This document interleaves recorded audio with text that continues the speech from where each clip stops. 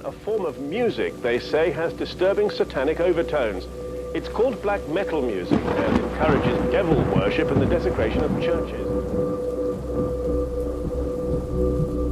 Arson attacks left 6 churches burnt to the ground. Clark Vikernes, also known as Count Grishnak, frontman for the black metal band Burzum, was then arrested in connection with the arsons and later released for lack of evidence. In 1993, attacks against churches carried on throughout Norway, and on the 10th of August, Count Grishnak made the national headlines again when he stabbed to death the leader of Mayhem.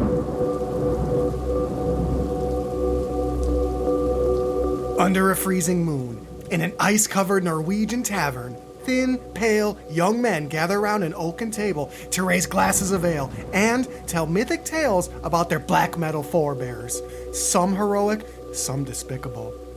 As the stories become more shocking, an inexplicable dread grips the tavern. Suddenly, a robed man stands where there wasn't a robed man before. Nobody remembers seeing him enter, and no one dares question where he came from. As he draws his hood back, he reveals a stark white visage of cracked corpse paint and blood-soaked hair. The group realizes this man is actually a corpse. He speaks through motionless blue lips with a deathly croak that chills the room and says only one thing: Black metal ist Krieg. Black metal is war. But war is just a word. The reality? Well, that's far more disturbing. Today, the Druids explore how the tiny nation of Norway produced one of the most fanatical music scenes in history. A scene that would maim, burn, and kill. A scene that would cannibalize itself from within. A scene that would blur the lines between music and cultish groupthink. Droomies, welcome to Black Metal Brain Eaters. Storm Ruler, burn them all!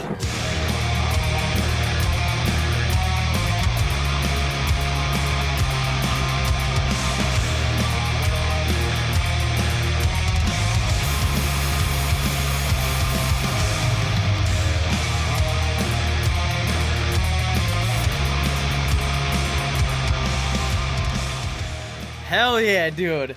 That was a one-take Betty right there. You got that son bitch fired through. First shot. It's going to be a good one today, bud. Holy fuck.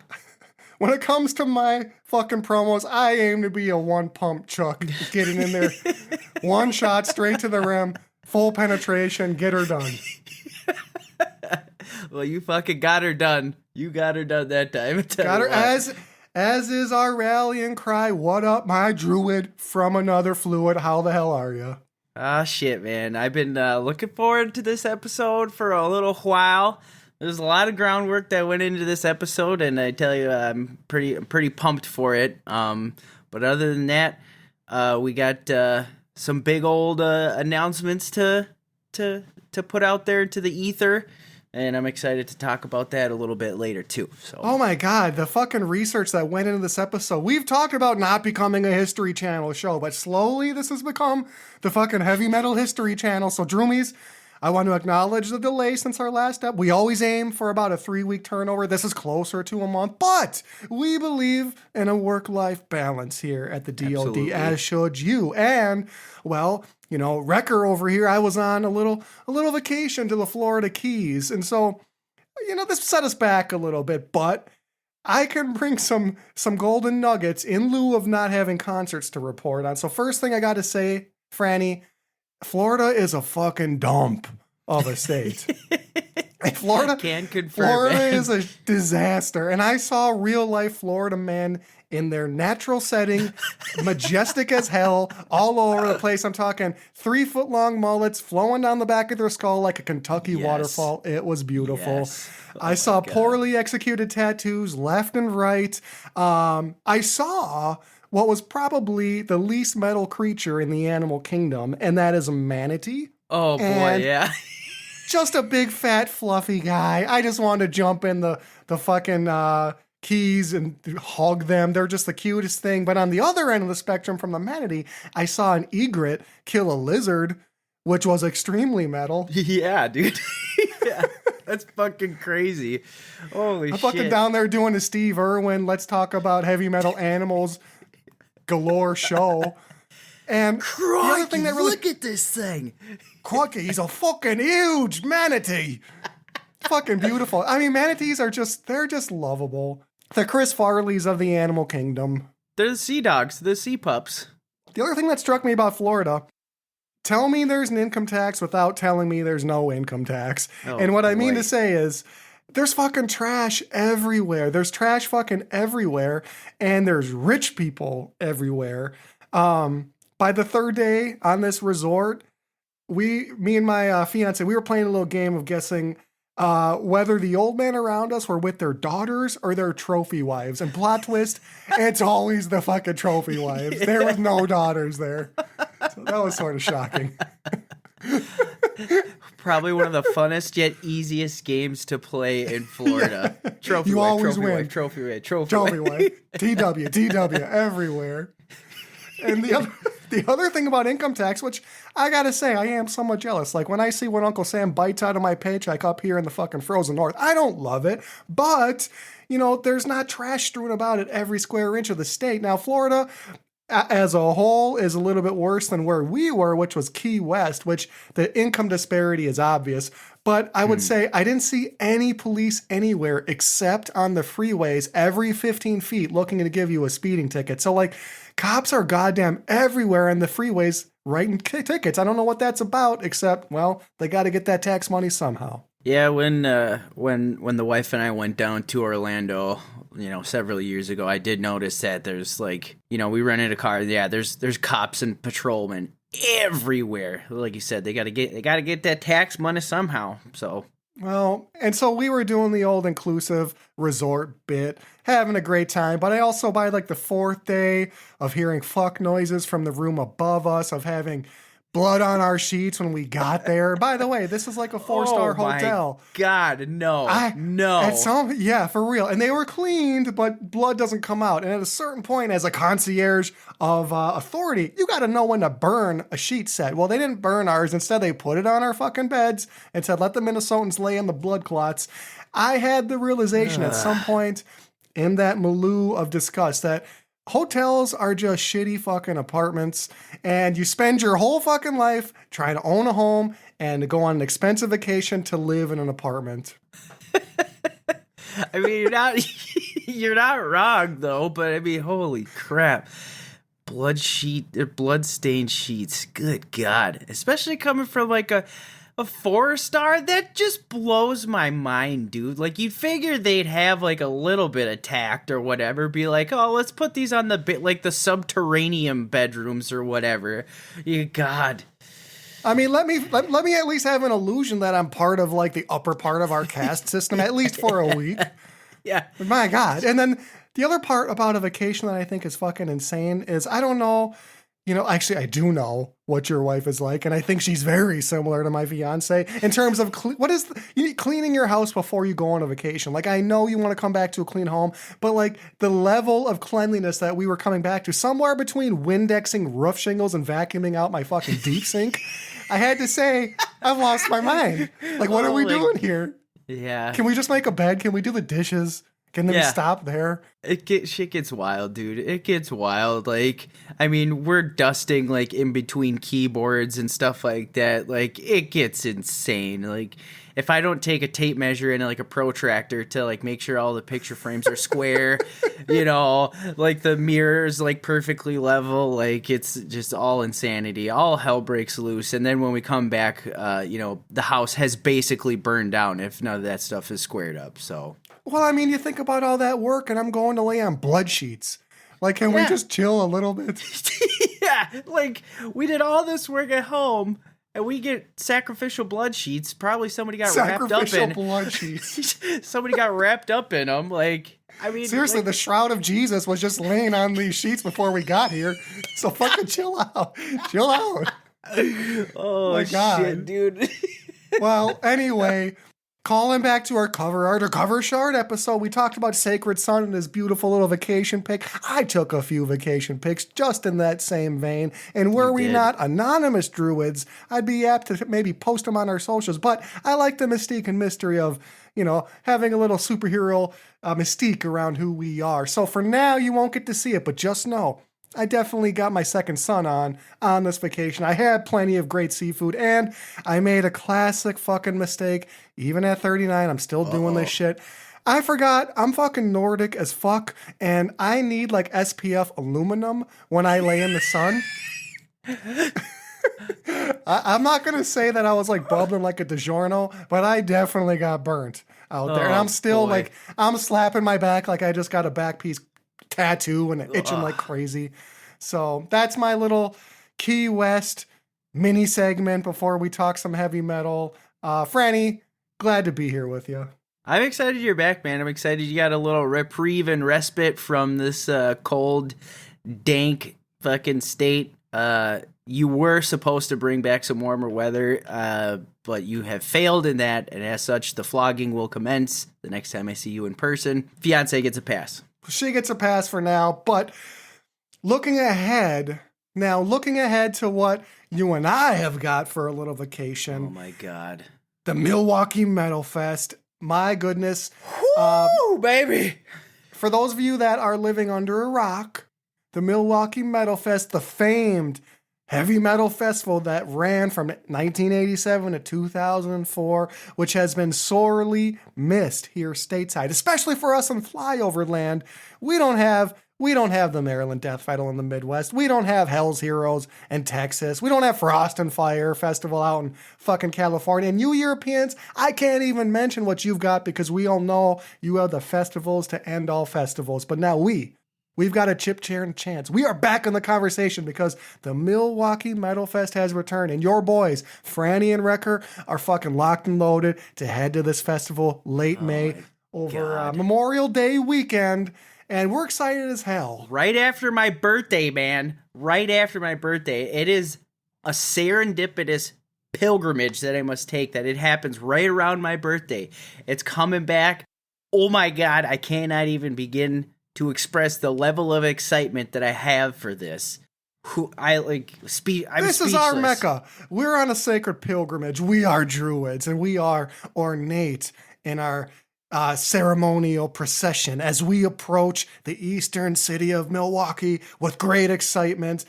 And if anybody, I could just say I need to learn more about Milwaukee, but I feel kind of comfortable because Alice Cooper pretty much taught me everything I need to know about Milwaukee, which is pronounced Milwaukee, which is Algonquin for the good land.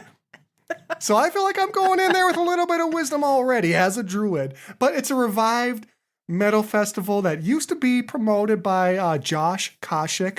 And, big shout out to him for running that festival for damn near 20 years. And, not a but, and there's a little bit of venom surrounding some of the past festivals. And I don't want to necessarily get into hearsay because I'm not privy to what went down, but I know that the Milwaukee Metal Fest maybe ended sort of unceremoniously, which is too bad because, Koshik did a lot of work to put those festivals together, and I know a lot of bands worked really hard, and maybe they didn't always feel the best about their experience, which makes me bummed out too. But why am I saying this? Because someone who I respect a lot, the Hatebreed frontman, Jamie Josta, has purchased the rights to Milwaukee Metal Fest. And this dude, Jamie, between his work in hardcore punk rock and heavy metal, Frannie, he is perfectly positioned to build a bill that's got a lot of variety. He's got the sort of scene clout that bands are going to respect, that fans are going to respect. So just out of the gate, exciting things are happening with having him, Jamie Josta, at the front of this organizing effort. Oh, absolutely, man. And if you look at the bill that's already been put out, not including the bands that we don't know that are going to be there already, yet, if you look at the bill of the bands that are announced, it is insane. It is actually insane. Some of these bands that are all going to be there this one weekend in May, it's incredible. It's incredible. And 3 days of stacked heavy metal. And I want to also just call out Trevor Sternad, of course, deceased. Rest in power, my brother. I think it's now about 2 years since we lost him. Lead singer, creative mastermind, heavy metal, architect of Black Dahlia murder fame. But Trevor Sternad, apparently had kind of kicked around this idea with Jamie about resurrecting this festival. So for Jamie to follow through on this, even having lost his brother in metal, to me says a lot about his character and just the fucking bands that we've got already slated for this. So, I mean, it's a lot to take in, but right now, even with 40 more bands to be announced, it's a death metal head's dream. I mean, you got your obituary, you got Broken Hope, Phobophillic, who, by the way, Phobophillic, stick around to the end of the show. We're going to be talking about these boys. Oh. And we got bigger names like Blood Incantation, Undeath, and some of like these kind of like tertiary rising force bands like Gatekeeper, Hoth. We've got Wisconsin legends Jungle Rot,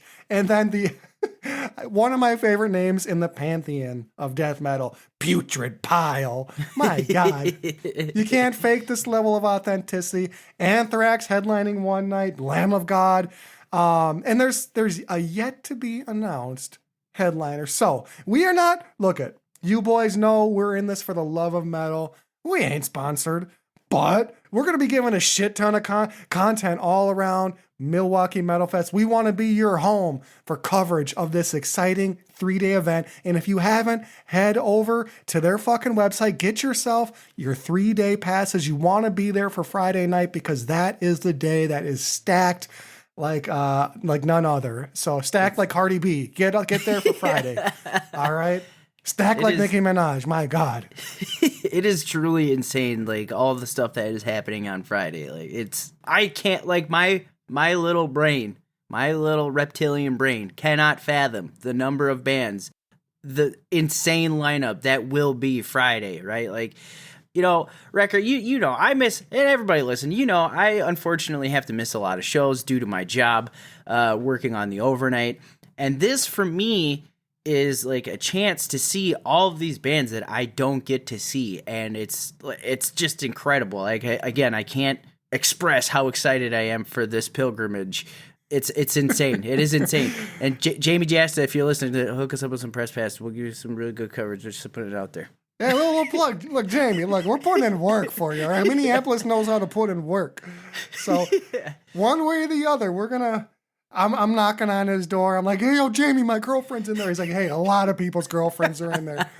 Well, we're going to cultivate this relationship over the next 3 months. And May 26th, 27th, and 28th, if you're stateside, if you're fucking out of the States, consider flying your ass over here because Maryland Death Fest is not happening this year. And this is as close as you're going to get to that sort of experience. And dare I say, the lineup is looking a little more diverse than what you would get at Maryland Death Fest. I mean, you've got bands outside of death metal. I'm actually hoping that we might get a few more traditional heavy metal bands. I mean, we've got Chemist, we've got Dark Angel and Raven, but I'm really fucking hoping for a Visigoth or an Unto Others or a Haunt, something along those lines. But all that is to say, May 26th, 27th, and 28th at the Rave Eagles Club in Milwaukee, Wisconsin. You're going to want to be at this festival. I'm hoping to see you there. And over the next 3 months, you can expect to hear coverage of bands who are going to be at this show to guide your pre-Milwaukee Metalfest listening journey here from the DOD, as always. Absolutely. All right. Well, this is the meat. This is the meat and potatoes here. So this is the meat. Like this is all meat right here. This is just 2 handfuls straight down the front of Johnny Holmes shorts. I'm trying to grab air, but I'm coming up with nothing but flesh. Oh my God. That's gonna have to stay. I was about to say I'm keeping that shit in, dude. Duck and shit between segments. That's gonna make the cut. Well, Frannie, as our intro alluded to, today we're here to talk about the infamous Norwegian black metal scene, sometimes known as the second wave of black metal. And there's a lot to sift through here. There's a lot of information. So let's lay out some grounding assumptions for all of our droomies. First of all, I know that black metal has got, in terms of fan bases, it's got the most zealous, kamikaze-like committed fans in heavy metal. So look, Frannie and I, we're heavy metal heads, but we are not that. We like black metal, but you may know more than us. So if we get something wrong, just fucking chill out. Don't tune out. Just fucking send us a hate-filled letter. We'll read it on the air, and we will unpack it together and heal. But with that being said, Of course, I've been steeped in black metal for 20 years. I love the genre. Even if I'm a death metal guy at heart, black metal does things that no other genre can do to me emotionally. With all that said, I want to give a Lords of Chaos disclaimer. Any of you that are familiar with black metal are familiar with both the book and the movie Lords of Chaos. So I want to just say we know the book is shit. I've read the book 20 years ago. I've seen the film. It's kind of silly. I didn't think the film was that bad. I thought it was entertaining for what it was. I mean, biopics are always going to be fraught with inaccuracies to make the movie more compelling. Like Walk the Line with Johnny Cash, that's not exactly how his life was. But all that being said, of course, that is not our source material. And if you want to dive into the black metal lore on like an academic level, probably don't start with Lords of Chaos. Reach for something else. Until the Light Takes Us is a far better documentary if you want to get into like a film approach. But I also, Frannie, now this is sort of delicate, but yep. All of our Droomies know we are not a political show. We never will be a political show because we want to unite the forces of heavy metal. I don't give a fuck if you vote red tie or blue tie. I don't give a shit. I don't care how you want to divide tax spending. Doesn't matter to me. I could give two shits about your views on immigration policy. But black metal is more so than any genre in heavy metal inextricably tied to maybe dangerous or contentious, potentially violent political views. So, as we unpack these exploits, as we look at these figures in this scene, just know we are not exalting, deifying, or promoting any of their philosophical views. A lot of their behavior was abhorrent. You know, you're talking self-harm, mutilation, violence, murder, homophobia. We're not promoting any of that, but we are unpacking it. All right. Well, Frannie, I want to start by saying that black metal is rife with lore. It's a music that really embodies this word of mystique that we are always talking about. This mystery surrounds black metal, whether it's American black metal band Weakling burying their albums in dirt and leaving fucking treasure maps for their fans to find the albums, whether it's Immortal shooting videos on the top of a mountain with instruments that are definitely not plugged into anything, but I love them. Whether it's Valfar from Windir freezing in a blizzard as he trudges to his family's cabin, or the heinous acts that come to overshadow the second wave of black metal, the point is, black metal is full of lore, and that's part of the appeal. So why Norway? Why Scandinavia? Why was this nation, this small, cold, beautiful, very wealthy nation, why did it become the epicenter of this second wave of Norwegian black metal? Well, you got to start, Frannie, by just framing the culture a little bit. So it's a highly Christian nation. I don't know the exact number. I'm guessing it's in the 90th percentile of people. It's probably up there. Yeah, you know, like you're either identifying as Christian or a cultural Christian, one or the other. And it's also got a rich pagan tapestry, like all of Europe, like all of the world. Once upon a time, we are all tribal peoples at some point. And Christianity supplanted the previous Norse pantheon, the previous Nordic Odin worshipping beliefs. I mean, this is the culture that produced fucking Vikings and became arguably one of the more docile, empathetic, kind peoples on planet Earth. I mean, they went from pillaging and raping and taking and stealing. And as course, a disclaimer, I know that the Vikings are just a subset of the broader Norse culture. Right. I mean, these people were artisans. But how do they go from that to this really civilized modern society? And a big part of that is Christianity.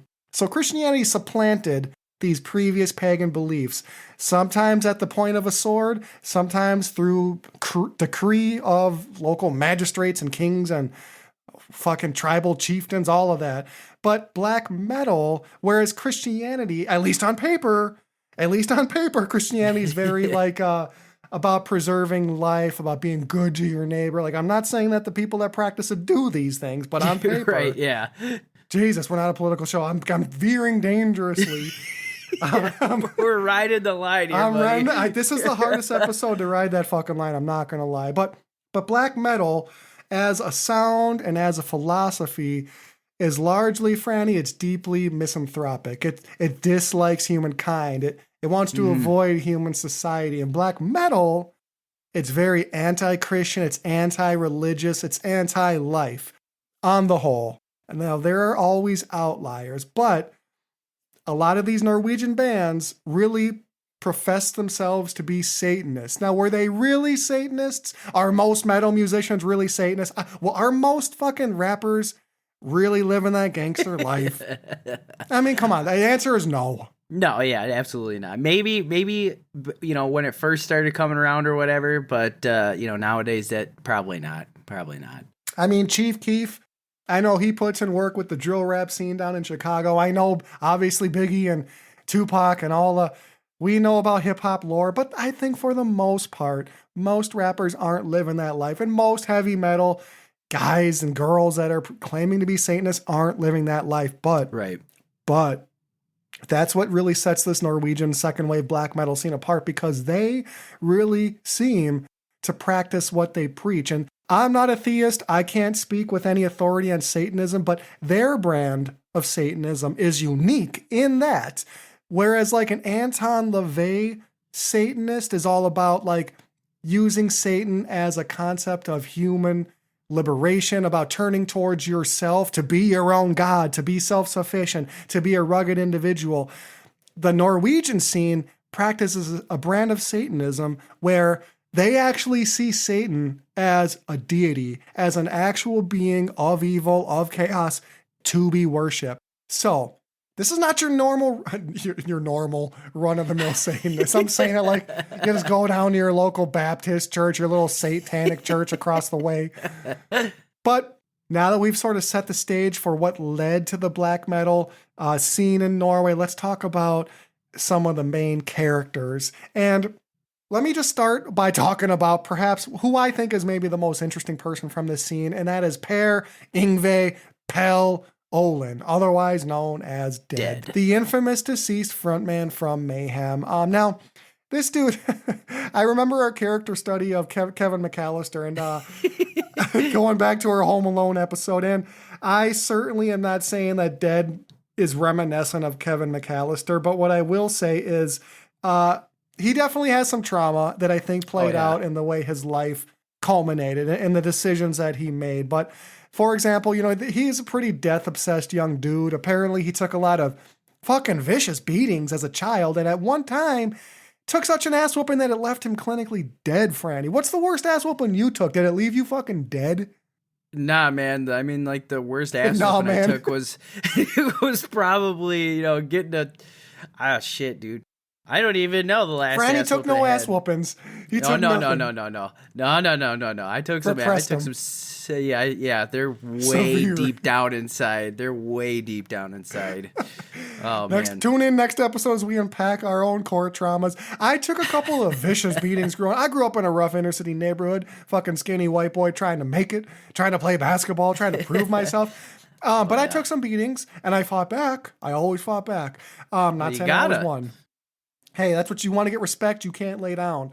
But Dead, he was left fucking dead. He ruptured his spleen in one of these beatings. And you think about that sort of core trauma as a child, it's going to come out in different ways. If you don't get like good resources, and I don't know enough about this guy's upbringing, but I'm just simply suggesting that sort of trauma is going to affect you. And oh, for sure, dude. You know, he collected dead birds. He kept them under his bed. When he wanted to get into Mayhem, he sent him a cross with a fucking crucified mouse on it. Yeah, just wild as fuck, dude. Like, and I, kind of to your point, to the fact that he got his ass kicked so bad that he was like clinically dead. I have to believe that like that has some sort of tie-in with this. You know what I mean? Like, if you come back from being unaffect you. Yeah, exactly, 100%. It's insane. Well, and he was also a trendsetter. Like when you talk about how he approached his music, he was one of the first to wear corpse paint on stage. And I don't care what these boys say. These fucking Kiss fans are everywhere. They all say I'm trying to look like, yeah, you're trying to look like a corpse. Yeah, the same way fucking King Diamond is trying to look like, no, come on. Can't we just say we all love Love Gun? Can't we all say we like Detroit Rock City for a second? I mean, if you say you don't like either of those songs, you're fucking lying to yourself, and you need to have a good long look at the mirror and have a one-on-one, heart-to-heart with your own self. So he wants to look like a corpse on stage. He would bury his clothes underground to get that nice rotten corpse smell that you can't get from a cologne at, say, fucking Nordstrom or Von Maur. You got to bury your shit. Let some worms go in and out of it. But sniffing a dead bird's ass in a Ziploc before you go on stage because you want to smell death. I mean, dude, can't you act? This reminds me of method actors. Rolling around with their Dustin Hoffman, like, punch me in the face so I can actually get riled up. Like, just fucking try acting. So anyway, eventually he kills himself, egged on, some would argue, by Euronymous, leader of mayhem and his roommate. Euronymous knew Dead was very depressed, and some have said that he perhaps egged Dead on to kill himself. And the way Dead killed himself is pretty disturbing. He goes home, locks himself in his room, and slits his wrist, slits his throat, and with the strength he's got remaining, writes a fucking cheeky suicide note, sorry about all the blood, before shotgunning himself to the dome. I mean, that takes a lot of strength. And I don't mean that, I'm not exalting what he did, but the amount of pain you have to be in as a person to do that is really profound, and you have to be really suffering. So anyway, it's always tragic, and Euronymous, piece of shit that he is, well, I shouldn't cast so much judgment on him because I never met the man. Obviously, he's passed away too, but I just feel, even if you're a brilliant marketer, you don't go home, discover your friend's corpse, and decide to take photos of it. But that's what he does. So he had to climb in through a window, I guess, because Dead had the only key to the joint.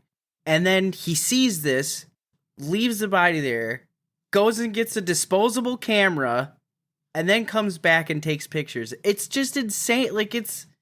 It blows my mind. Like, when I didn't know a whole lot about this whole ordeal. And then, when I started doing some research about it, I couldn't believe, this is your bandmate. This is your roommate or whatever. Even if you have some spats and some tough times, Jesus H, man, this is just nuts. Well, and I kind of wonder too, he picked up a disposable camera.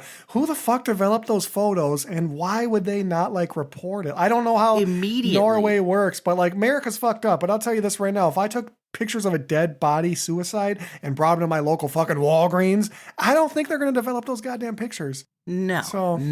Well, Euronymous knew he was suicidal. Arguably, he left him alone so he could do the deed. Arguably, he egged him on to do it. It's been reported that he would do mental mind games with Dead. They both apparently really disliked each other at times, and that's one of the things that Lords of Chaos sort of gets wrong, is they really, in order to build drama, in order to build social connection with these characters, they show them more as friends, but really it sounds like that wasn't the case. And It's important to note, Necro Butcher, I really got a lot of respect for him, because when Euronymous takes this photo, when he takes bits of Dead Skull and makes necklaces out of them, and he's telling the other bandmates about what he's done with the remains of their friend, of their bandmate, Necro Butcher says he pieces out. He says, fuck you, I'm gone. And I gotta be honest, that's the only sensible thing that immediately follows this fucking tragedy. So whether Euronymous did what he did because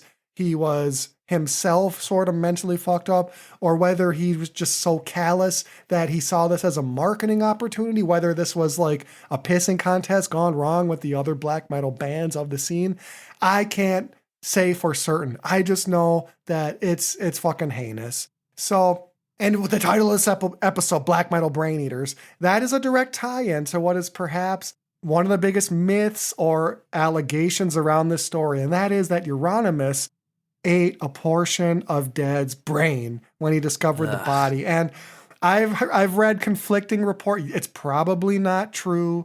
I'm going to say it's probably not true. But even if he didn't, the fact that you're making a fucking necklace out of this dude's skull, and by the way, how fucked up is this? There's always been people chasing serial killer culture or murder culture. Someone recently bought a bit of Dead Skull for $3,500.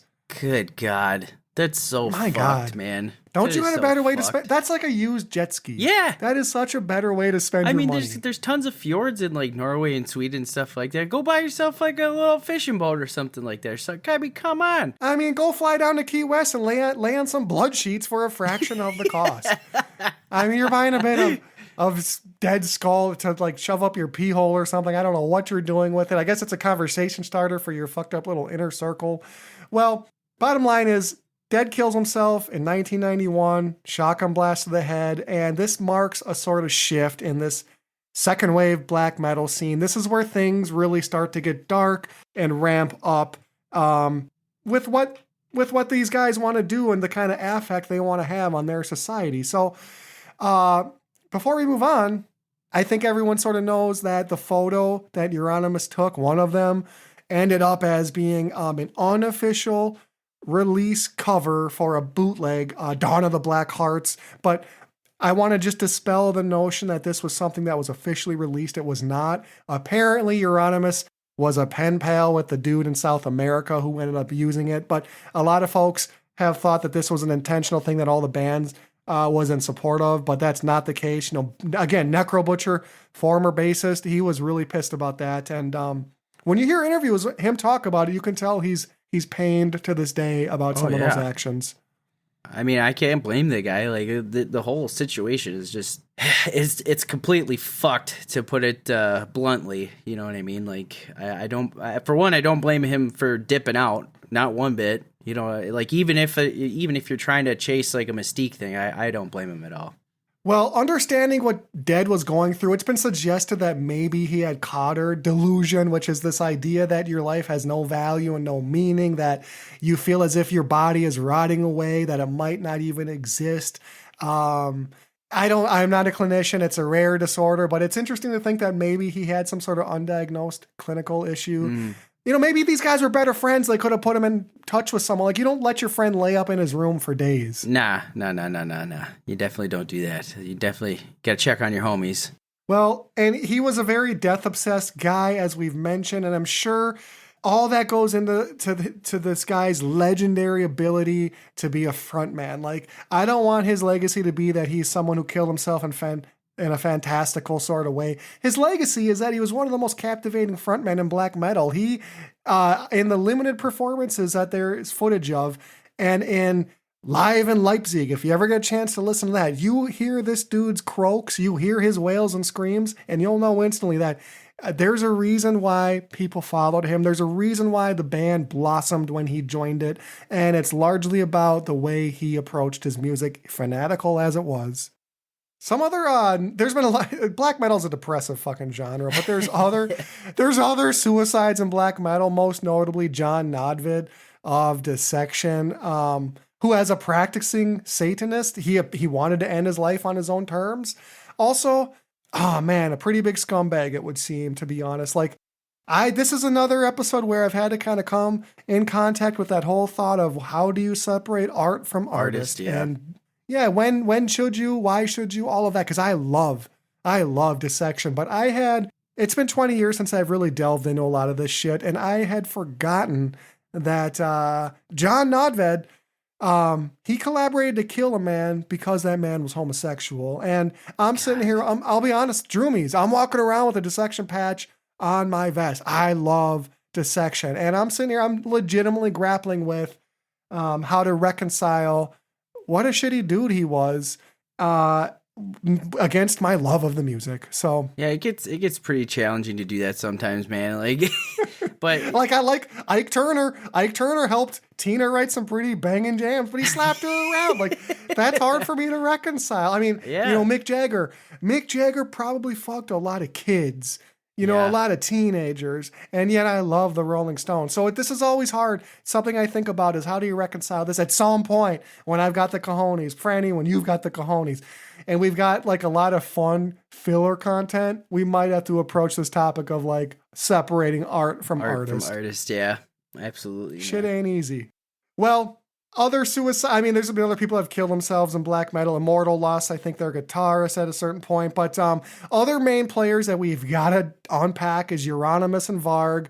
The two ill-fated odd couple who ended up falling out in the worst fucking way possible. But Euronymous, of course, also in mayhem. Varg at one point, also in mayhem.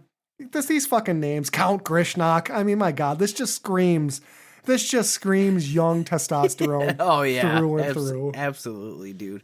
Absolutely. Well, Euronymous, he's running a label, Death Like Silence. He's running his own record store, Helvete, Norwegian for hell. And he's got a lot of clout in this burgeoning black metal scene. And Varg Vikernes is drawn to this scene. And I know Lords of Chaos portrays Varg as like almost a latch-on groupie at first, but the reality is he had already been making his own music. He already really knew what he was doing. And, of course, scumbag that he is, he's a pretty fucking decent musician. Like, he created some of the more recognizable and emotive black metal of the era.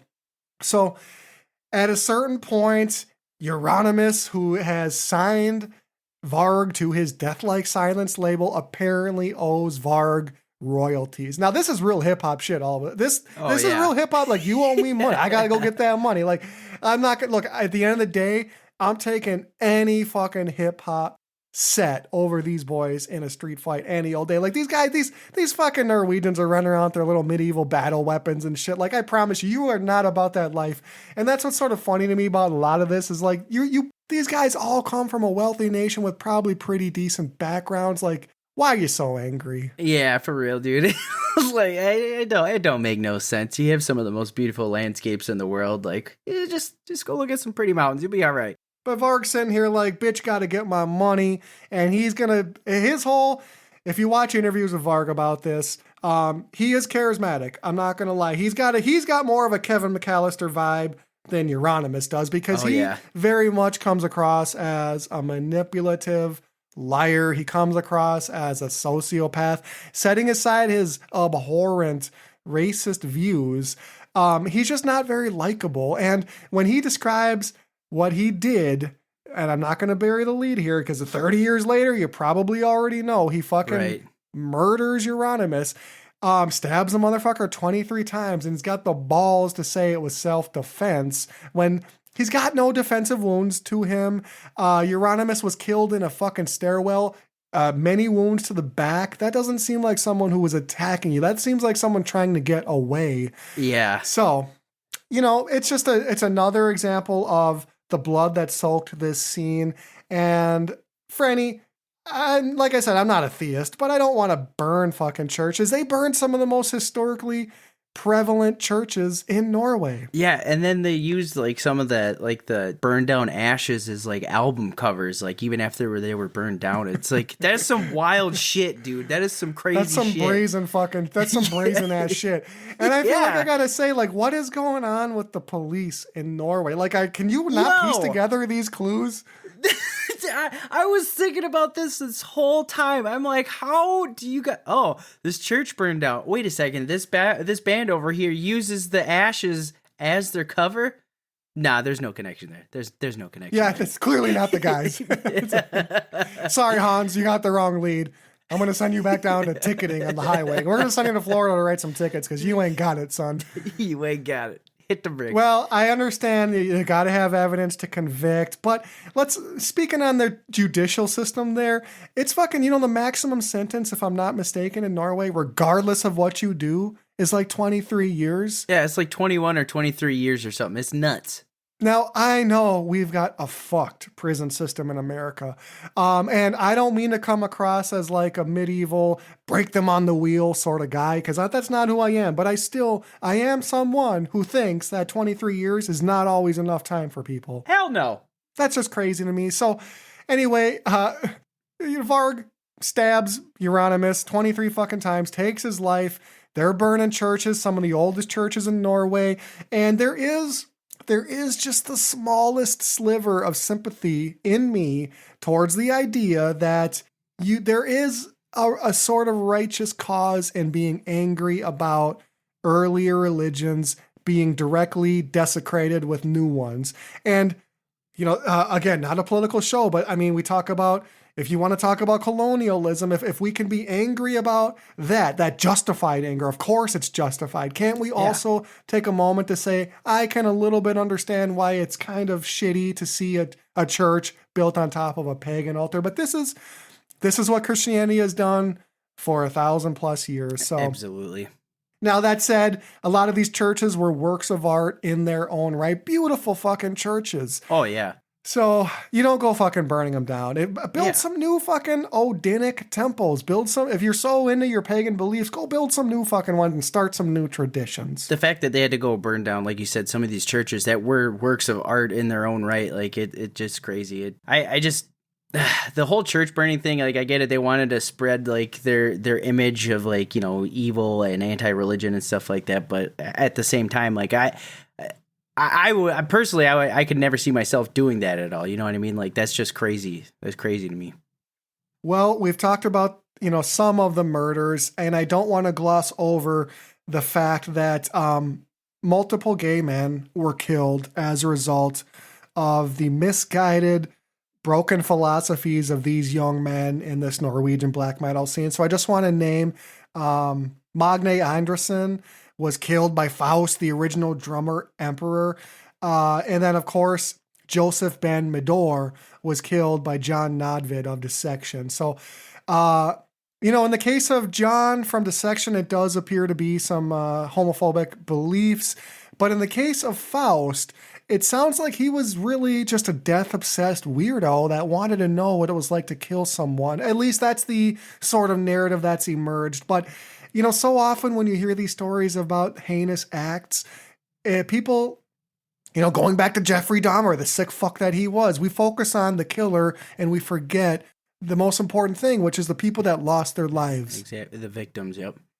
Well, so how do we put a fucking nice icy bow on this horrible package that we send down the fucking river? Well, I'll just say, now I'm a druid, all right? I'm not a sociologist. I'm not a therapist. I'm not a true anthropologist. I'm a fucking druid in the 20-year tradition of heavy metal. And if you asked me what I thought about this time, I would sum it up by saying that young men are extremely impressionable. Young people are extremely impressionable. Throughout history, cultures have had rites of passage or shared experiences that welcome boys into adulthood, whether it's like a wild hunt, whether it's skirmishes, journeys in the forest, maybe it's drum circles, scarification or war games, feats of strength. My point is that once upon a time, most cultures have given young men like a sense of meaning, a way of becoming. And that's largely gone now. And on top of that, you add in a toxic mixture of boredom, isolation, untreated mental health issues, one-upsmanship, that this all allows for a group of young men to radicalize themselves. And you may raise an eyebrow when I say these young men were radicalized. I do believe that. I'll go so far as to say I don't think there's that much of a difference between someone like a young Varg Vikernes and someone that's maybe strapping a bomb to their chest in the middle of, Ireland or the Middle East now. Like, young men need meaning. People need meaning. And in a vacuum, if they choose the wrong meaning, bad shit can happen. Oh, absolutely, man. 100%. All right. Well, Frannie, goddamn, the tone of the show was admittedly more bleak on a main topic, and I was not surprised. I mean, it's fucking black metal. That's some bleak-ass shit. That's some emotional shit. But heavy metal and art is emotional, and I would argue, this is not a groundbreaking thought, that listening habits are often going to be guided by how we feel. Whether that's somewhat influenced by the seasons or the holidays we're celebrating, or maybe we've gone through a breakup, or there are world events that are weighing on us. All of these external things can affect your emotions, which can affect what you want to listen to.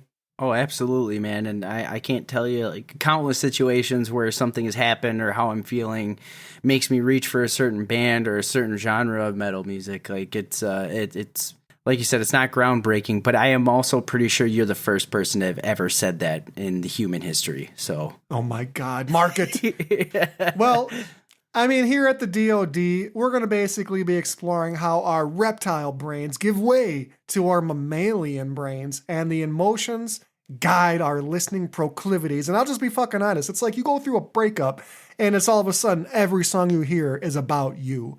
Every song is about your situation. And I don't always reach for heavy metal in these situations, but I do have genres that go together with certain feelings like fucking peanut butter and I don't know, any other food on earth. Because peanut butter goes with everything.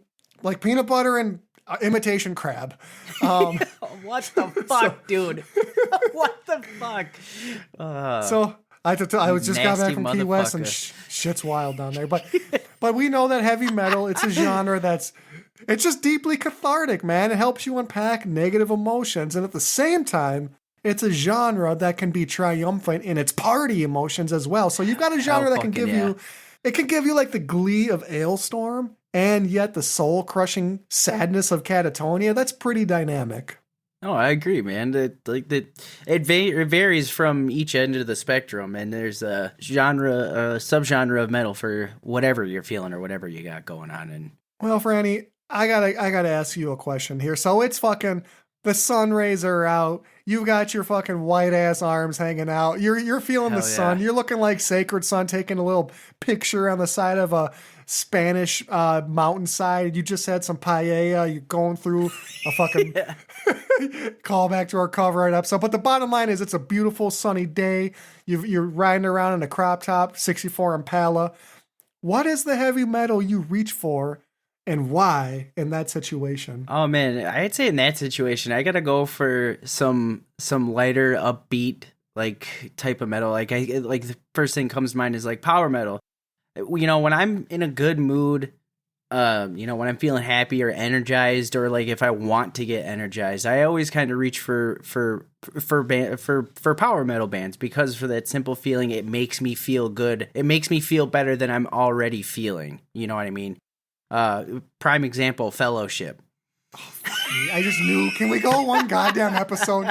Can we go one fucking episode? This is why we can't have anything nice. This is why the lights are getting shut off in the studio. So I can't stop. No shit. What I'm hearing is your Weekend at Bernie's metal is fucking power metal time and time again. For me, honestly, dude, when it's like beautiful and the sun's out, maybe I'm like getting ready to go up north or something. It's for me going to either be like really saccharine folk metal, but I like a lot of crossover and thrash in the summertime. Something about like Municipal Waste or DRI in the summertime just feels right. It's like I want something that's up tempo. I want something that's not down in the dumps. So for me, when it's sunny, I can also see myself, like, I know I just mentioned them, but I can see myself listening to a band like Ailstorm when it's sunny out. But something fun. And at the end of the day, I could also reach for some power metal, so I'm just going to back you up on that. When it's sunny, give me the fucking cheese, give me the schlock all day long. But, you know, we get frightfully little sun here in Minnesota, and fucking summer ends all too quick, and now the leaves are falling, and now there's a chill in the air, and now you're thinking about what pumpkin you're going to carve and what kind of booze you're going to drink at a Halloween party. You're watching some fucking horror movies. What do you start to reach for when things start to get darker, when the day grows shorter and the fall leaves begin to drop? What are you reaching for? Oh, man. Well, I actually kind of just started dabbling in this genre, but atmospheric death metal. You turned me on to some atmospheric black metal, rather. You kind of turned me on to that, and, you know, like you said, when it's dark and there's like, you know, we get maybe like an hour and a half of sunlight, it seems like that kind of fits the bill for me. Kind of just some somber tones and melodies, very, very atmospheric, type of metal. It kind of lends credence to, like, you know, how the weather is and how I'm feeling personally. You know what I mean? Oh, yeah, totally, man. I'm the same way. Like, it feels somber. You feel like there's a changing.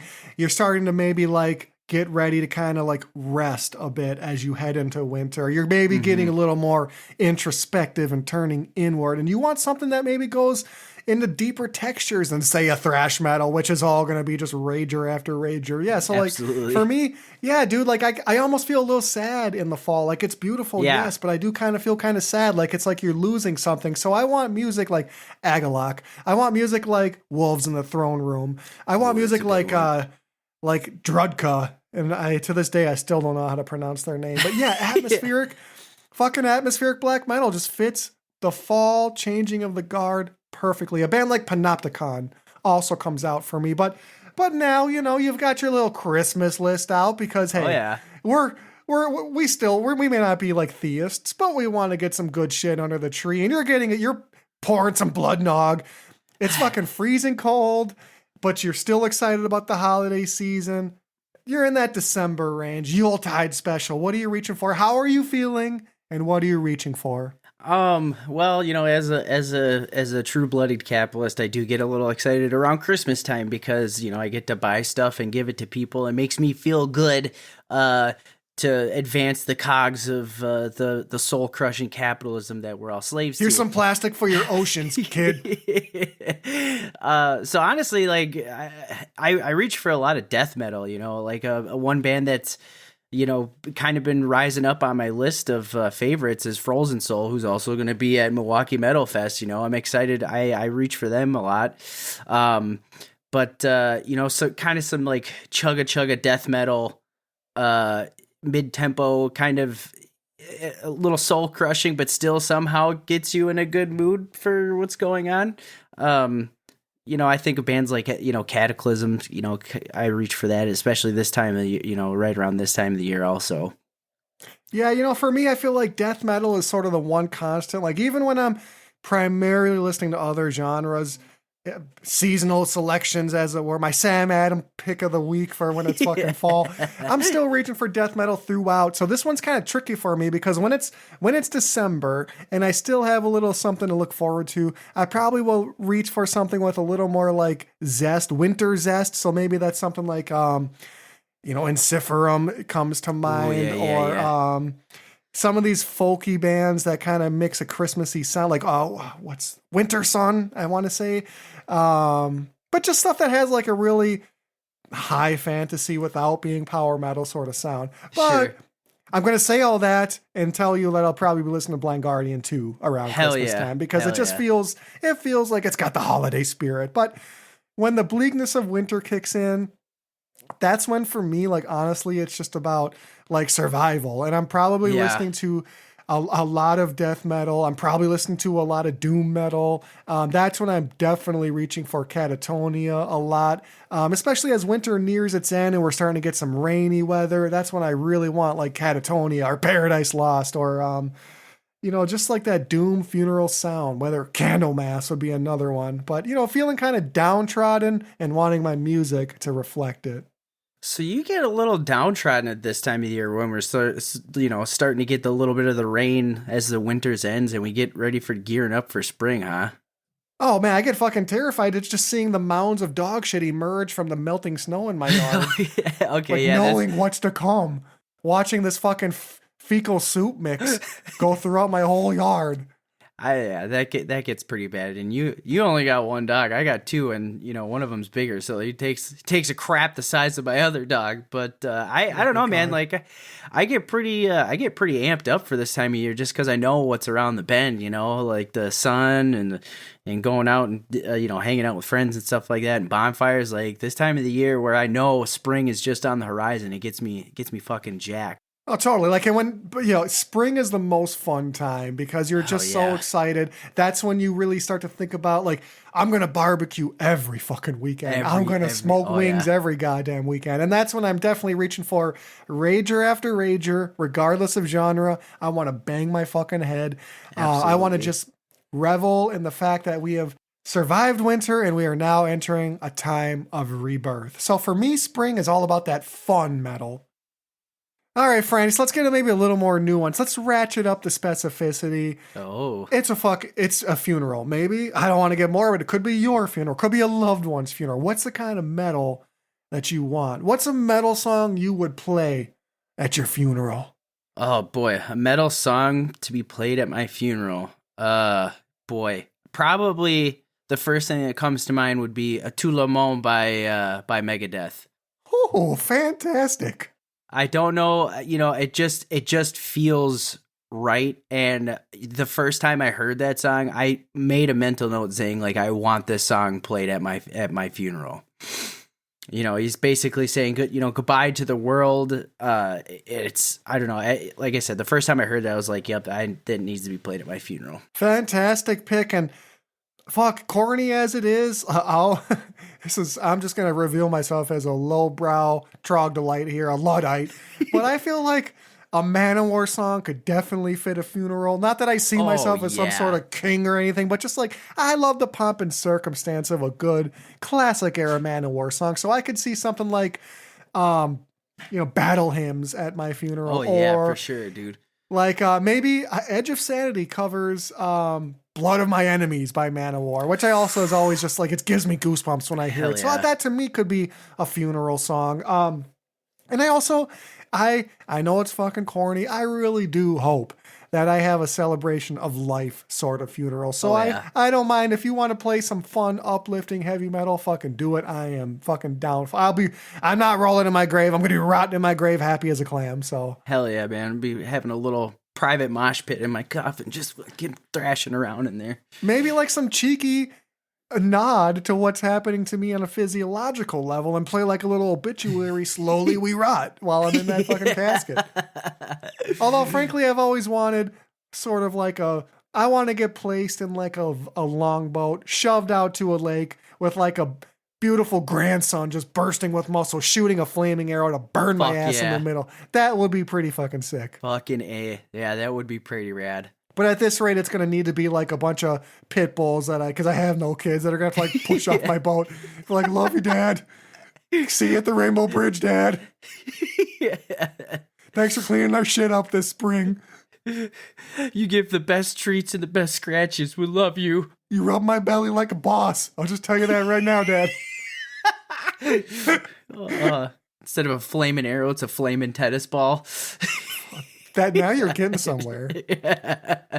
Well, Frannie, now let me ratchet up the specificity here, okay? You're on the set of Maury Povich, and you're looking across at the woman you love, eagerly awaiting some paternity results. Now, Maury, as he does, has been trusted to confirm that this child is in fact yours. And when he asks you, of course, you defiantly tell him, like, Maury, look at the eyes, look at the nose. Of course, that's my kid. But as he lowers his gingerly varicose-covered vein into a plain manila envelope to reveal the results, he lets you know that this baby absolutely shares your genetics, but you are not the father. And for a second, your brain stutters, and you're like, what the fuck's going on? But your uncle walks out and starts kissing your girlfriend, and you realize he's the father. So in that highly specific situation, what metal are you reaching for, and why? Oh, man. Oh, okay. Jeez. It's gotta be some brutal ass death metal. Like, it has to be brutal death metal. And how are you feeling? Why? Oh my God. God, I just want to just bash some faces in at that point. You know what I mean? Like, I'm thinking of malevolent creation, like multiple stab wounds. Oh my God, do you realize what you just said? We're talking about the paternity results and you're talking about malevolent creation. That's perfect. Dude. That's fucking perfect. Yeah, multiple stab wounds. That was like the song that popped into my head. I was just like, oh my God. Wow. What are you reaching for in that situation? That's some fucked up shit. I'm reaching right for there. like Cannibal Corpse hammer smash face. I'm gonna fucking bludgeon my uncle into hamburger meat on that fucking stage, and I might even twist that bitch's head off because I got an axe to grind. And I'm gonna rip one of Maury's fucking paper thin arms from his body and beat him with it. Just use it as a bludgeoning device. I'm gonna fucking string that arm up with some guitar strings and wail a solo in front of that stage, and all the crowd members are gonna lose their goddamn mind. It's gonna be anarchy in the UK. Oh my God. Well, Frannie, you're in a hardware store now. Someplace between flooring and electrical. And as you reach down to grab a hunk of PVC pipe, you notice a tickle in your rectum. You walk another few feet and that tickle becomes a burn. Now you're fucking frantic as you realize your once strong and healthy butthole has matured to its final form. Something Something closer to a loose Ziploc bag. And this ain't a name brand Ziploc, Franny. There's no triple seal technology. It's an off-brand store Ziploc. And you can't fucking trust it. But what does that Ziploc hold? What's in the bag, you say? Well, the now liquefied contents of a Chinese buffet you destroyed no more than 40 minutes ago. And you think to yourself, maybe that was a mistake. I shouldn't have done that. But it's too late for that now. You've got sweat on your brow, and you realize you're seconds away from a total evacuation in the middle of this fucking hardware store. What does this sweaty-browed moment of a failed butthole trust fall make you reach for? Oh my God, dude. Oh my God. I don't even know. What do I reach for? The closest thing that resembles toilet paper. That's the first thing I reach for. Even if I'm reaching for a 5-gallon bucket or some sandpaper, I'm just reaching for something. Anything. A paper bag. I don't give a shit, dude. This fucking loose Ziploc has betrayed me again. I feel like this is such a humiliating, depressive situation. I'm probably reaching for depressive black metal because I'm going to feel suicidal if I shit myself in front of 14 Home Depot staff people and some guy trying to find deck wood. Oh my God. He's speechless, folks. Franny can't even think about heavy metal right now. He's just fucking speechless. Because it's funny, it's a little self-deprecating humor here. I have found myself in this exact situation, and I can't think of the only thing that could popped into my head was just fuck, where's the nearest bathroom? Where's the nearest porta-biff? I gotta get out of here. You know what I mean? Your mind does go blank. Yeah. Maybe since your mind goes blank, maybe that's a situation where you reach for some drone metal, some metal that just hits you with wall after wall of repeating sound because your brain is in some sort of primal reptile state and you can't comprehend much else besides your base needs. That's good too. But you know what? Now thinking about it, since I'm in such a frantic situation, I might be reaching for some tech death, some super frantic, high paced. You're looking around. Yeah. Oh God, what's going on? Yeah. As Ollie from Archspire's narrating my demise or whatever at breakneck speeds. You know what I mean? It's like they say your life flashes before your eyes. Well, you got your life flashing before your butthole and you're seeing all the things you just ate, like squid salad and some rotten ass fucking sweet and sour pork, and you know what's about to happen, but you're powerless. Oh God. I'm telling you, butthole trust fall gone wrong. You never want to play that game, man. You never want to play that game. Just like you said in previous episodes, you never trust a fart. You never, ever trust a fart. Never trust a fart. And once you know that your butthole has become a loose Ziploc bag, one that's leaking from a corner waiting to open up, fuck. Well, Franny, let's ratchet up the specificity further. Oh my God. Let's take this further if that's possible. We turned it up to 11 here now. Let's go to 11. All right, let's go to 11. You're 9 years old.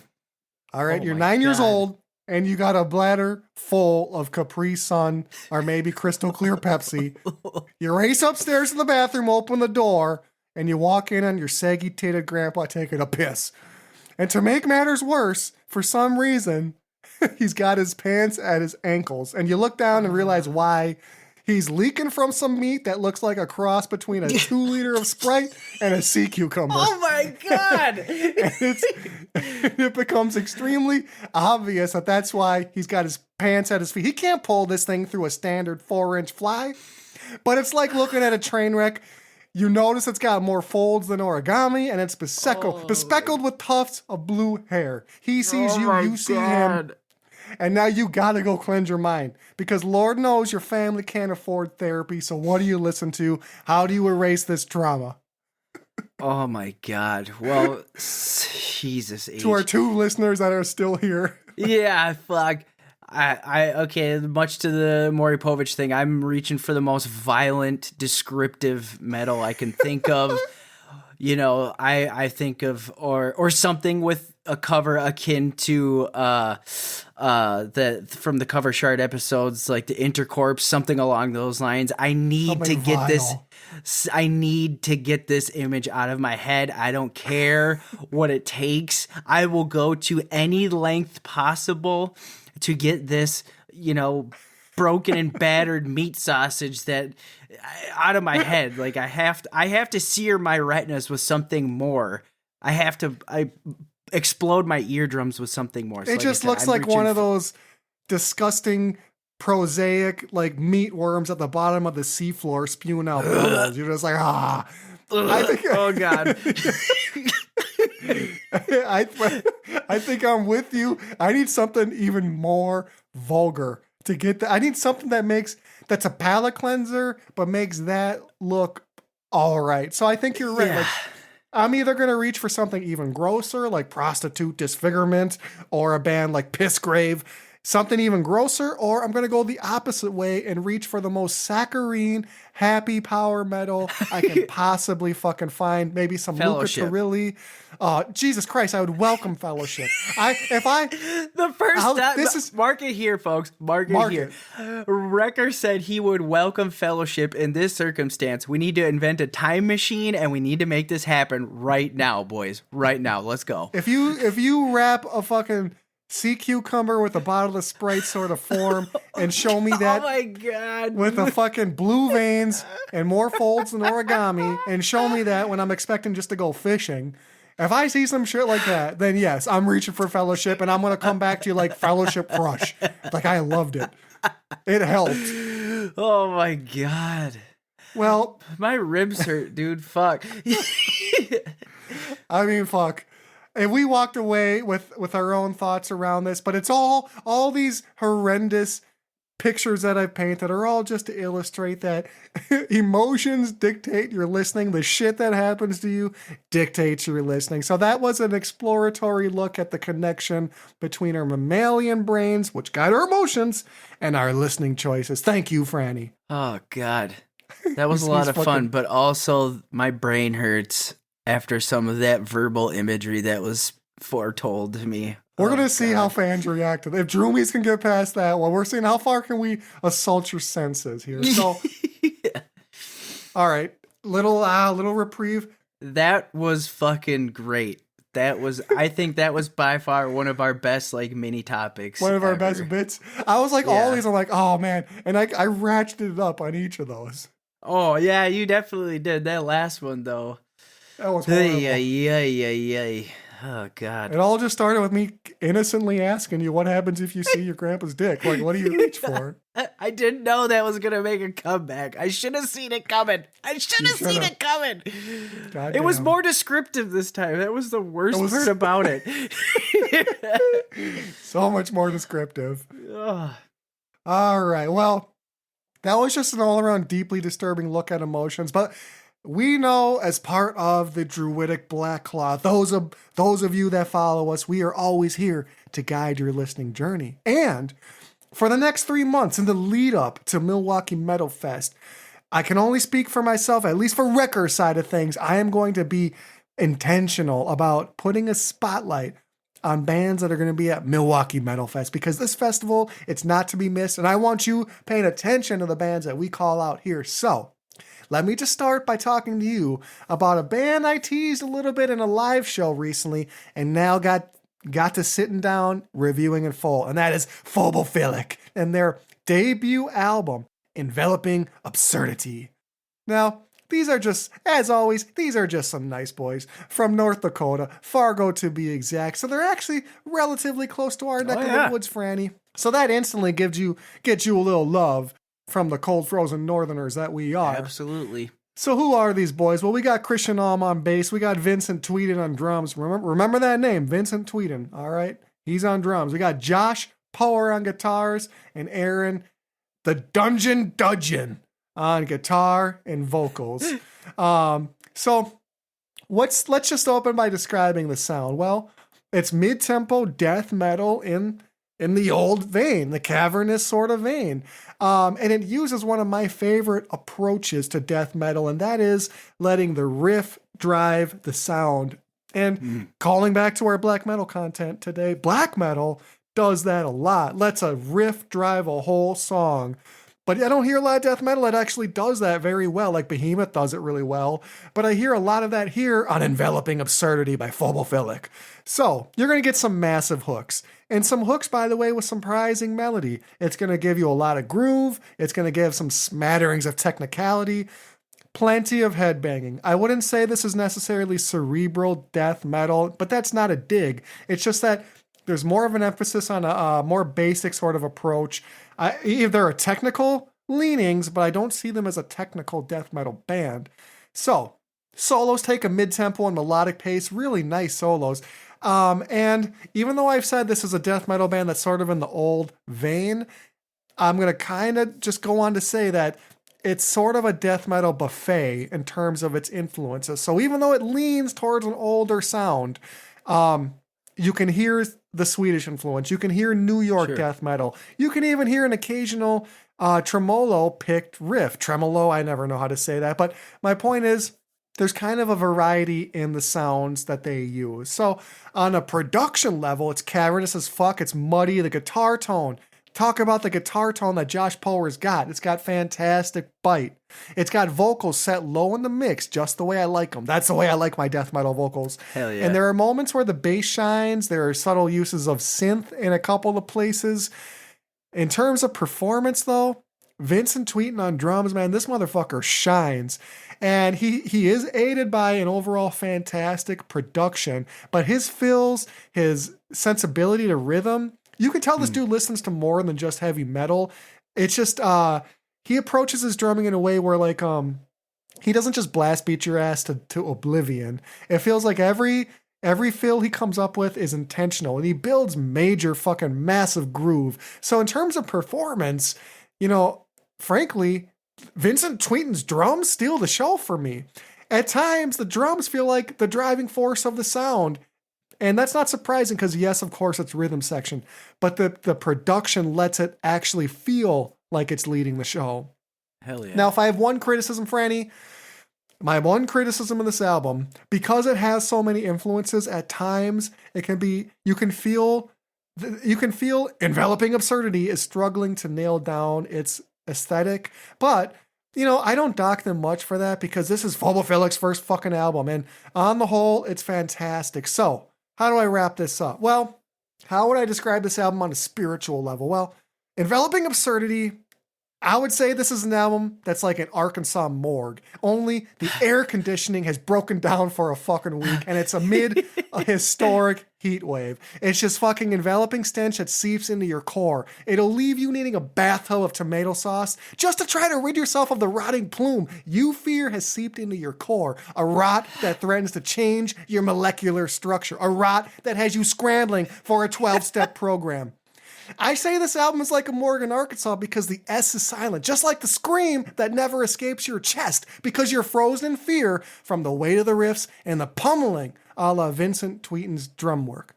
But to recall back to my light criticism, this album does have a lot of influences.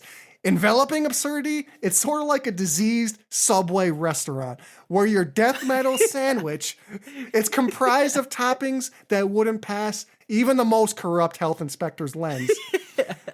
This Enveloping Absurdity sandwich, and it's a new Subway special, folks, it's equal parts rotten pigskin, maggot tapenade topped with cow piss. This is a sandwich you shouldn't bite into. And yet, the rotten pleasures it promises are irresistible, even though you know it's going to leave you next to a dumpster in need of an IV treatment.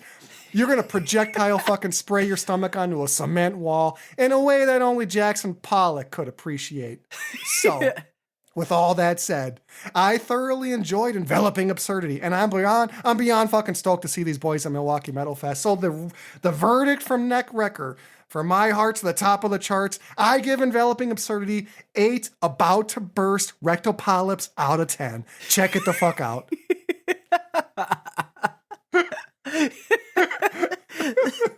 So what you're telling me is, if you're in the middle of a hardware store and your knockoff Ziploc bag is about to burst, this is what you're reaching for. If you're in dire need of a butthole rejuvenation, do not reach for this album because it's going to blow the contents of your stomach out at land break speed records. All right, you're going to be like on Daytona, projectiling out of every hole you've got. This album is dangerous. Fuck yeah, dude. Oh, I'm on man. one today. Wrecker is on one today. He's on it, baby. He's on it. He's on it. He's got it. Enveloping absurdity's got it, let me tell you. And the cream rises to the top, yeah. Well, that's perfect timing. Coming in with the hot tag. He's been hanging over the top rope for some time, waiting to get in that ring and put work in. Frannie, what the fuck do you got? All right, ladies and gentlemen. We're stepping back in time, all right? We're stepping back in the old Frannie time machine. We're going with some serious ass New York death metal, baby. I'm talking some serious ass New York death metal. I did hint a little bit to it a little bit ago in our in the episode, but we're going Malevolent Creation, the album 10 Commandments, 1991. Ooh, baby, this album is an absolute ripper. It is an absolute crusher. I don't know any more adjectives to describe this. It is insane. This whole album, from cover to cover, is just nothing but brooding, angry, violent, and powerful. I mean, I'm talking like from the punchy ass drums to the insane riff work and the solos that are just slicey to bits, to the extreme blasting vocals from Brett Hoffman. May you rest in power. To that point, like, these are some of the most like intense, like visceral vocals and impactful vocals I've ever heard of in my metal journey to date. He just, like, on this album, he's just letting it all hang out there. You know what I mean? Like, he is just letting it all hang out there. You can tell, like, he's just putting a lot of emotion behind, like, what he's singing. And you can totally hear that in his voice. You know what I mean? Like, you can hear it. Like, there's parts of certain tracks where, like, his voice is like actually breaking and you can hear it, but there's emotion behind it. And I think that's why they're so damn impactful. I alluded to multiple stab wounds. Like I said, like, that song is a straight up bone crusher. It just showcases like the anger behind it and the ferocity of this band. And the fact that this is their first album, right? This is their first major studio album is insane. It is actually insane to me. Got off to a hot start, that's for sure. Yeah, they 100%, dude. Like, I couldn't believe it. I didn't know this was their first album. And then I went back and looked at their discography and found out it was. And I couldn't believe it, because this is, to me, this sounds like something that a band has been like working on for a few albums. In my mind's eye, putting out an album of this quality, it's insane to have a band have this be their first shot. Like, as I'm listening to it, it paints like a picture of like a worn, torn, bloody hellscape of which there is no escape. You know what I mean? It's just, the whole album is just visceral, and it just, like I said, exhumes these emotions of violence and power. And I don't know, man. It makes me feel powerful, like, when I'm listening to it. Fun fact for you all, I actually did get a sore neck from this album from all the headbanging, and I love the absolute shit out of it. I gotta give this 4 Frannie packs full of blood, organs, severed limbs, and the bloody ass knife that did it all. Like, if you haven't heard this album, go check it the fuck out. You will not be disappointed. I've listened to it several times since then, and I just fucking love it, man. I fucking love it. Frannie, you are just turning into a death metal theologian. Like, you are a death metal professor. You have been diving in and cutting your teeth, whether it's Gorguts or Nocturnus or Death. I mean, you've been exploring all the works that, if I had a death metal son and I had to sit him down and do a little dream for him on what he would listen to, you're doing it. You are So where does this one stack up? If you were to compare this to these other classic albums that you have loved, how does this one fare against, say, a Nocturnus? How does it fare against Gorguts? Like, where does this rank? Man, I think, like, since we started doing these reviews, to me, I still think Death is the top of the charts. I think that was the most impactful to me, but right behind that is going to be Nocturnus. I love them and that album, The Key. Like, you love technicality. I do. I am just That's your shit. I'm a slut for technicality. I really am. You are, for sure. those strange time signatures just give you panty soup every single time. Every time. It's like somebody's turning the water tap on full blast, baby. Like, it is instant wet works. You know, I can't remember at this point because I feel like this is the band that's waiting for you. Have you dived into Atheist yet? I have, yeah.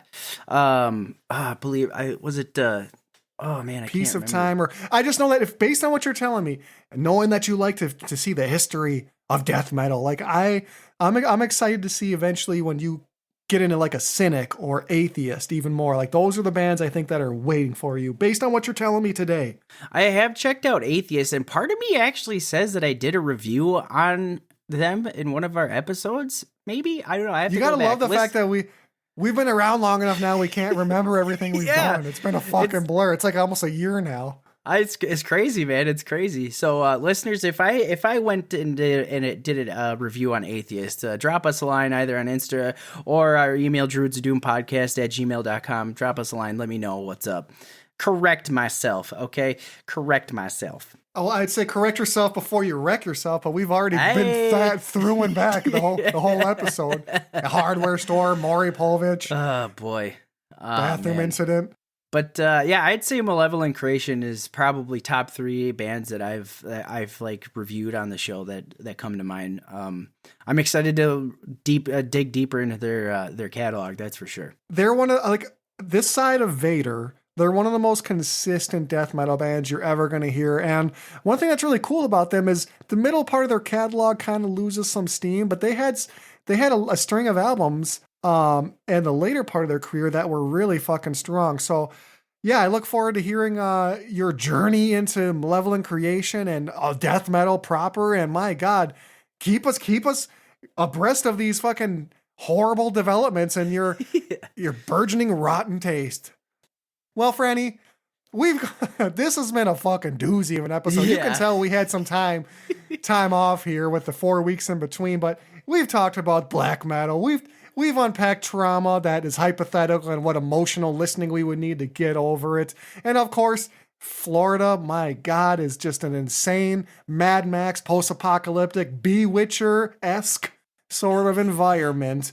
And it's been fun talking with you today. Before I head out, I just want to, folks, head fucking over to the Milwaukee Metalfest website, the Rave Eagles Club in Milwaukee. This is a cool venue because apparently there's like 4 or 5 different venues inside the motherfucker. And if you're planning on going to this show and you want to fucking put a face to a name, well, you might just run into us if you got your fucking druidic, lens on. If you're watching the crowd, if you're paying attention to everything around you, as we've taught you from day fucking 1, you're going to spot a little Frannie, a little wrecker, maybe sipping on a beer, maybe rocking the fuck out. But until then, Frannie, I kick it over to you and thanks again. All right, ladies and gentlemen, thank you again for joining us. It's been, as Ricker alluded to, it's been a hell of an episode. We had a lot to marinate on, and it definitely was a fun one, that's for damn sure. Morbid as it was, disgusting as it was, and as mind-breaking as it was definitely fun to do. So again, Wrecker, thank you always for that.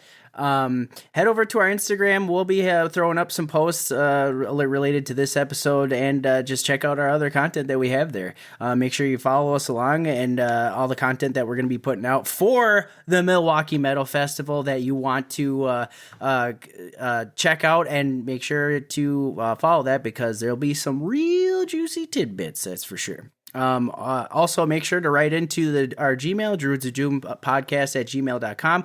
Let us know what you're thinking. If you're going to be coming, maybe we can even have like a little baby meet and greet there or something like that. That'd be pretty rad.